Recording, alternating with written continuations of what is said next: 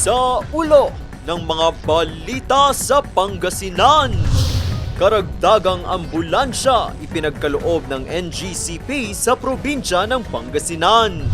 Kinatawan ng Pangasinan para sa National Basketball League.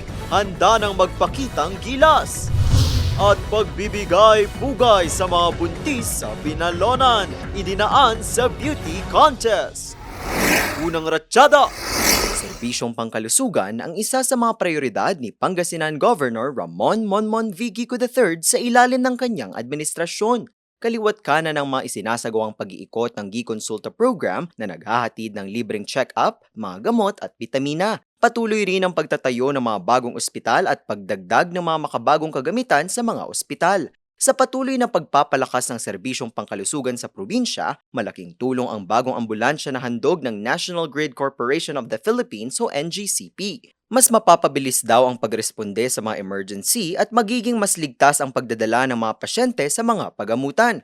Ang donasyong ito ay patunay daw ng pagtutulungan ng pribadong sektor at ng pamahalaan sa paghahatid ng dekalidad na serbisyo sa mga residente. Nagpasalamat naman muli si Governor Monmon Gico sa malasakit ng NGCP sa kanyang mga kababayan.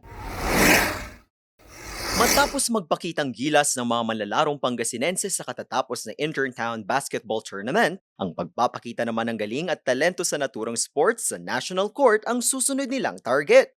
Ito'y sa nalalapit na pagsisimula ng National Basketball League o NBL sa Pilipinas sa darating na June 20. Ang grupo, tinatawag na Pangasinan Asinderos. Binubuo ito ng mga manlalaro mula sa iba't ibang bayan ng Pangasinan. Buong suporta at pagmamalaki naman ang ipinahayag ni Pangasinan Governor Ramon Monmon V. Gico III, ganun din ang lahat ng mga Pangasinense para sa kanilang mga kinatawan. Isa raw itong malaking oportunidad para maipakita ang galing sa sports ng mga taga-Pangasinan. Hindi pa man nagsisimula ang liga, nagpaabot na ng pasasalamat ang gobernador sa pagbibigay ng mga manlalaro ng inspirasyon at karangalan sa bawat Pangasinense. Kalusugan, kaalaman at pagdiriwang para sa mga magiging ina.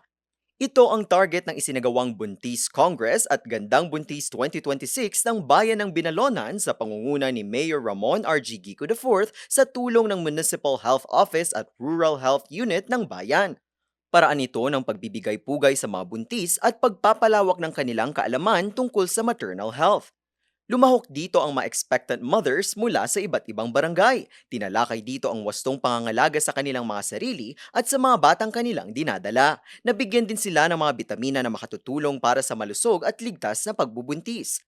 Naging sentro nga rin ang beauty contest kung saan ipinamala sa mga kalahok ang kanilang ganda, kumpiyansa sa sarili at mga nakaaantig na kwento bilang mga magiging ina. Kinilala rin sa aktibidad ang kanilang mahalagang papel bilang mga tagapaghubog ng mga susunod na henerasyon. Nagpaabot naman ng pagbati si Mayor Gico IV at nangako ng patuloy na suporta sa mga ina, lalo na pagdating sa kanilang kalusugan at maging kalusugan ng kanilang magiging anak.